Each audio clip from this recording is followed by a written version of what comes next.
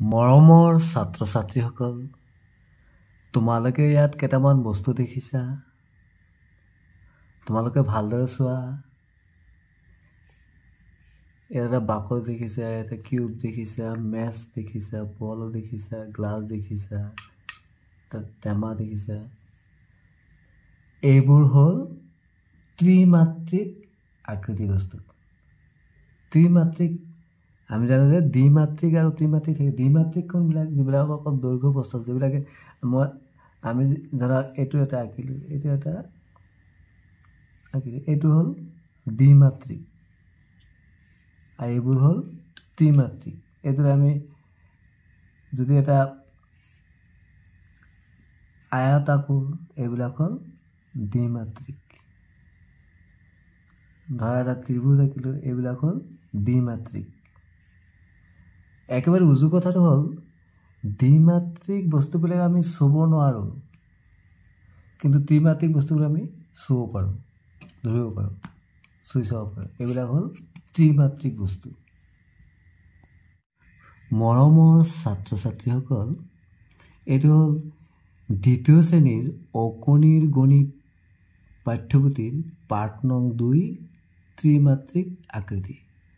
মৰমৰ ছাত্ৰ ছাত্ৰীসকল, তোমালোকে এই ছবিটো চোৱাচোন। নাৰায়ণ ছাৰে খেল বহুত ভাল পায়। এজন নাৰায়ণ ছাৰ হয়। তেওঁৰ ঘৰত থকা খেলৰ বিভিন্ন সামগ্ৰীসমূহ চাওঁ আহা। এই যে খেলৰ আমি বেট, বল, হয়নে, বিভিন্ন ধৰণৰ বেডমিণ্টনৰ বেট, হয়নে, ইয়াত এটা কিউব আছে, বিভিন্ন খেলৰ সামগ্ৰী আছে। তোমালোকে মন কৰিলানে? এই কিছুমান বস্তু দেখিছে, এই যে বল আছে যে, এই বলকেইটা হ'ল গোলাকৃতি, নহয়নে বাৰু? এতিয়া দেখায় এনে ধৰণৰ আকৃতি হ'লে কি বুলি কয়? শংকু আকৃতি। শংকু আকৃতিৰ বস্তু দেখিছেনে তোমালোকে? এইদৰে শংকু আকৃতি। আৰু এই আলমিৰাটো, এইবিলাক হ'ল আয়ত ঘনক আকৃতিৰ। আৰু এইটো দেখিছেনে? এইটো হ'ল ঘনক আকৃতিৰ। এতিয়া আমি পাঠটোলৈ যোৱাৰ আগতে আহাচোন আমি আকৃতিৰ বিষয়ে কিছু কথা জানি লওঁ। মৰমৰ ছাত্ৰ ছাত্ৰীসকল, এইটো হ'ল এটা ঘনক আকৃতি। এইবিলাক হ'ল কাক কেইটা আছে? 12টা, নহয়নে বাৰু? তোমালোকে ভালদৰে চোৱা। এইটো চুক, এইবিলাক হ'ল চুক কেইটা থাকে? 8টা চুক থাকে, হয়নে? আৰু এইটো হ'ল তল কেইটা থাকে? আয়তঘনকৰ 6টা। এতিয়া এইটো হ'ল ঘনক। ইয়াৰ তল কেইখন আছে? 6খন। তোমালোকে ভালদৰে চোৱাচোন। এইফালে হ'ল কাক একেই আছে 12টা। এইবিলাক কাক হয়। তাৰমানে আয়তীয় ঘনকৰ আৰু ঘনকৰ একেই থাকে। তল, কাক আৰু চুকৰ হয়। এইটো হ'ল শংকু। এই তল, এখন তল, এইখন তল। শংকুৰ তল দুখন, এইটো চুক এখনেই আছে, কাক এটাই আছে, শংকু। এতিয়া তোমালোকে এইটো চোৱা, এইটো হ'ল চুঙা। ইয়াত তল কেইখন? 1, 2, 3খন তল থাকে। এইটো হ'ল চুঙাকৃতিৰ, কিন্তু ইয়াৰ চোৱা এটা চাইড খোলা আছে। ইয়াত তল কেইখন হ'ব? এটা খালী আছে, তো 2খন হ'ব। মৰমৰ ছাত্ৰ ছাত্ৰীসকল, এনেধৰণৰ আকৃতিৰ কি বুলি কয়? আয়তীয় ঘনক। এইটো হ'ল আয়তীয় ঘনক। এতিয়া এই যে আয়তীয় ঘনকটো আছে, ইয়াৰ পিঠি, কাক আৰু চুক সৈতে আমি চিনাকি হৈ লওঁ। আয়তীয় ঘনকটোৰ আমি কি দেখিছোঁ? প্ৰথমে পিঠি বা তল, এইটো হ'ল পিঠি বা তল বুলি কওঁ। আয়তীয় ঘনকটো পিঠি, এইটো হ'ল পিঠি বা কি কওঁ আমি? তল বুলি কওঁ। এতিয়া আমি চাওঁচোন কেইটা পিঠি বা তল আছে। আমি দেখিলোঁ এটা, তাৰপিছত আমি এইটো 2টা, এইটো 3টা, 4টা, 5টা, 6টা তল। মানে এইদৰে ৰাখিব পাৰোঁ। 1, তাৰপিছত এইপিনে 2, আকৌ এইদৰে 3 আকৌ এইদৰে 4 এইদৰে 5 এইদৰে 6 আমি যদি সংখ্যা লিখিলোঁ ধৰা এইটোত 1 লিখিলোঁ এইটো এটা তল এইটো তল এইটো লিখিলোঁ এইটো 2 লিখিলোঁ 2 এইটো 3 লিখিলোঁ 3 ইয়াত লিখিলোঁ 4 আকৌ ইয়াত কি লিখিলোঁ 5 ইয়াত লিখিলোঁ 6 মৰমৰ ছাত্ৰ ছাত্ৰীসকল তোমালোকে তল বুজি পালানে আকৌ এবাৰ চাই লোৱা তলটো ভালদৰে বুজি লোৱা এইটো 1 এইটো 1 তাৰপিছত এইটো 2 3 4 5 6 চলতো এইদৰে ৰাখিব পাৰোঁ এইদৰে ৰাখিব পাৰোঁ এইদৰে ৰাখিব পাৰোঁ এইদৰে ৰাখিব পাৰোঁ এইদৰে ৰাখিব পাৰোঁ এইটোকে তল বুলি কয় বুজি পালা তল বা পিঠি হ'লে এই আয়তঘনক আকৃতিৰ বস্তু আমি তল কেইটা পালোঁ 6খন পালোঁ হয় নাই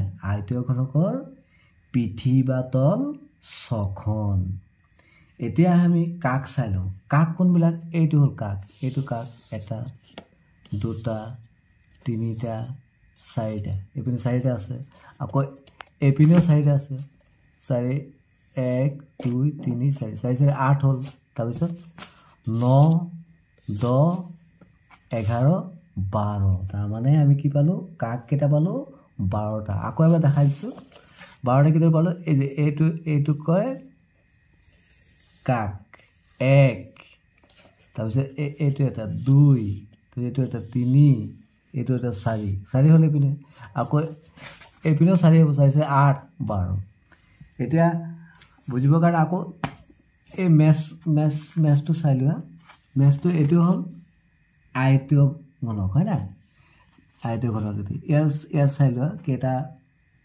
কাক আছে আমি দেখিলোঁ এইটো এটা দুটা এইটো এটা তিনিটা এইটো এটা চাৰিটা হ'লতো এইপিনে 4টা হ'ল আকৌ এইপিনেও 4টা আছে এই যে 5 6 7 8 তাৰপিছত এইপিনে আছে না 9 10 11 12 তাৰমানে কেইটা পালোঁ আমি কাক কেইটা পালোঁ 12টা তাৰমানে আমি জানিলোঁ আয়তঘনকৰ কাক 12টা বুজি পালানে এতিয়া এই আয়তঘনকটোৰ চুক কেইটা আছে বাৰু চুক মানে কি এই যে এইটো চুক 1 2 3 4 তাৰপিছত 5 6 7 8টা চুক আছে কেইটা চুক আছে 8টা চুকটো তোমালোকে ভালদৰে বুজিলোঁ চুক মানে কি কাক থাকে মানে এইটো এটা কাক আছে তো এইটো থাকে এই কাক দুটা য'ত মিলিছে এইটো হ'ল চুক এইটো এটা এই কাক মিলিছে ইয়াত এটা চুক হ'ল আকৌ এইটো কাক মিলিছে এইটো এটা চুক হ'ল দুটা আকৌ এইটো কাক মিলিছে ইয়াত এটা হ'ল চুক তিনিটা এইটো কাক ইয়াত মিলিছে ইয়াত 4টা তো 4টা চুক হ'ল এইপিনে তাৰপিছত এইপিনেও আছে 4টা তেনেহ'লে কেইটা চুক পালোঁ 8টা তাৰমানে আয়তঘনকৰ চুক কেইটা 8টা তোমালোকে এইদৰেও ধৰিব পাৰা 1 2 3 4 5 6 7 8 আকৌ ভালদৰে এই আয়তাকৃতি মেছটো দি বুজাই দিছোঁ কিদৰে 8টা চুক হ'ল এইটো এটা চুক হ'ল 1 এইটো এটা 2 এইটো এটা 3 এইটো এটা 4 তাৰপিছত এইটো এটা 5 এইটো এটা 6 এইটো এটা 7 এইটো এটা 8 তাৰমানে আমি আয়তঘনকৰ চুক কেইটা পালোঁ 8টা মৰমৰ ছাত্ৰ ছাত্ৰীসকল তোমালোকে এনেধৰণৰ ঘনক নিশ্চয় দেখিছা এই আয়তীয় ঘনক আৰু ঘনকৰ মাজত আমি কিদৰে পাৰ্থক্যটো উলিয়াম কেনেকৈ গম পাম এইটো যে ঘনক তাৰমানে ঘনকৰ কি থাকে দিশ যিমান থাকিব প্ৰস্থ ইমান থাকিব উচ্চতা একে থাকিব তাৰমানে দৈৰ্ঘ্য প্ৰস্থ আৰু উচ্চতা সমান থাকিব তেতিয়াহ'লে কি হ'ব ঘনক এতিয়া এই ঘনকটোৰ পিঠি বা তল কেইটা আছে বাৰু আমি চাই লওঁ 1 2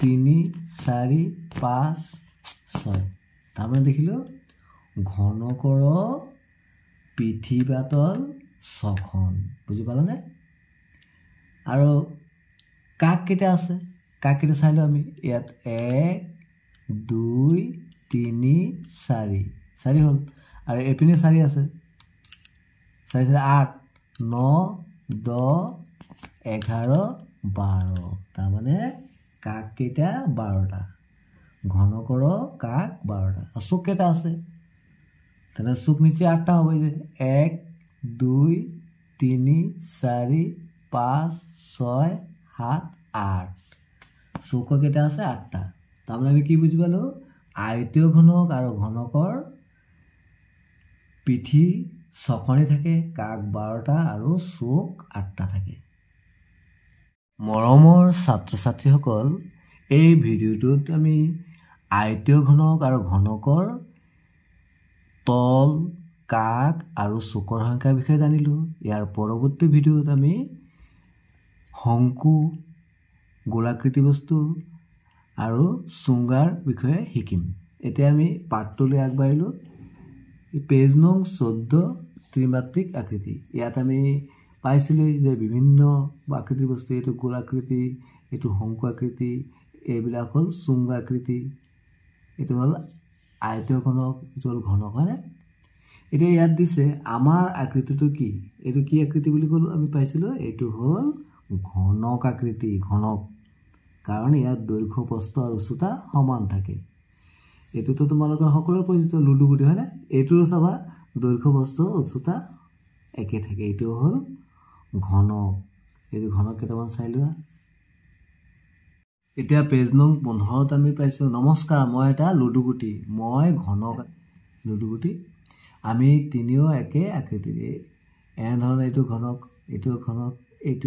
এই বাকসটো ঘনক হয়নে কাৰণ ইয়াত দৈৰ্ঘ্য প্ৰস্থ উচ্চতা সমান থাকে নহলে বাৰু এতিয়া আমি আয়তীয় ঘনক এটো হল আয়তীয় ঘনক তাৰ মানে ইয়াৰ কি থাকে ইয়াত দৈৰ্ঘ্য প্ৰস্থ উচ্চতা কি থাকে সমান নাথাকে দৈৰ্ঘ্যটো এটো ডাঙৰ আছে আৰু উচ্চতাটো বেলেগ আৰু বহলটো বেলেগ থাকিব এটো হল এনে ধৰণৰ আকৃতি কি বুলি কোৱা হয় আয়তীয় ঘনক তোমালোকৰ বিদ্যালয়ত যেটো আলমাৰি আছে হেকনো আয়তীয় ঘনকে হয়নে এতিয়া আয়তীয় ঘনক আকৃতিৰ বস্তু কিছুমান চাও এই মেছটো আমি পাইছিলো ইটাটো কি আয়তীয় ঘনক হয়নে তাৰমানে ইয়াৰ দৈৰ্ঘ্য প্ৰস্থটো সমান নহয় দৈৰ্ঘ্য প্ৰস্থ সমান হলে কি হৈ যাব ঘনক এই বাকসটো এইটো আয়তীয় ঘনক হয়নে ইয়াৰ কি আছে তল আছে কেটা ছখন কাক কেটা আছে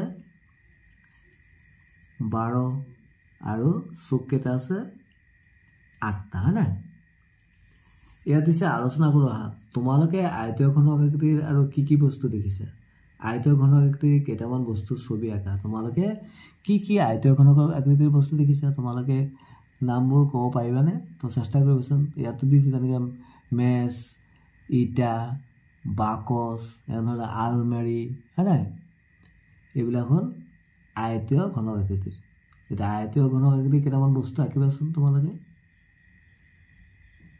তোমালোকৰ পাঠ্যপুথিৰ 16 নম্বৰ পেজলৈ আগবাঢ়িলো ইয়াত দিছে তলৰ ঘনক আকৃতিৰ বস্তুবোৰত ৰাইট চিন আৰু আয়তীয় ঘনক আকৃতিৰ বস্তুবোৰত ক্ৰছ চিন দিয়া পূৰণ চিন দিব লাগে তোমালোকে কিতাপখন কি হয় কিতাপখন নিশ্চয় কি হয় আয়তীয় ঘনক আকৃতিৰ আয়তীয় ঘনক আকৃতিত আমি কি দিব কৈছে ক্ৰছ দিব কৈছে ইয়াত ক্ৰছ দিবা বুজি পালানে কাৰণ ইয়াত দৈৰ্ঘ্য প্ৰস্থ উচ্চতা একে নহয় দীঘল হয়নে প্ৰস্থক দিকটোক এটো কয় দৈৰ্ঘ্য মানে দিকটো আৰু এটো হল প্ৰস্থ আৰু এটো ওখটো কি কয় উচ্চতা একে নহয় এনে ধৰণৰ আকৃতি বিলাক কি হয় আয়তীয় ঘনক আকৃতি এটো তো কি দৈৰ্ঘ্য প্ৰস্থ উচ্চতা সমান আছে এটো হল ঘনক আকৃতি হয়নে ইয়াত আমি কি দিম ৰাইট চিন দিম এটো ঘনক আকৃতি একে আছে ইয়াত ৰাইট চিন দিম এটো ঘনক আকৃতি ইয়াত আমি ৰাইট চিন দিম কিন্তু এইটো তোমালোকে ইৰেজাৰটো ৰবৰটো কি দীঘলটো বেছি হয় নাই এইটো হল আয়তীয় ঘনক আকৃতি তেনেহলে আমি কি দিম ইয়াত ক্ৰছ দিম আলমিৰাটো এইটো তোমালোকে বুজি পাইছে এইটো হল আয়তীয় ঘনক নহয় বাৰু এইটোত আমি কি দিম ক্ৰছ দিম এইটো জ্যামিতি বাকসটো এই বাকসটো আয়তীয় ঘনক আকৃতি ইয়াতো ক্ৰছ দিম এইটো আয়তীয় ঘনক আকৃতি এইটোতো আমি ক্ৰছ দিম কিন্তু এইটো আকৌ ঘনক আকৃতি এইটোত আমি কি দিম ৰাইট চিন দিম তোমালোকে বুজি পালা চাগে থ্যাঙ্কস ফৰ ওয়াচিং মৰমৰ ছাত্ৰ ছাত্ৰীসকল ইয়াৰ পৰৱৰ্তী ভিডিঅ'ত আমি 17 নং পেজৰ পৰা আমি বুজিবলৈ চেষ্টা কৰিম আৰু গোলক, শংকু আৰু চুংগাৰ বিষয়ে শিকিবলৈ যত্ন কৰিম।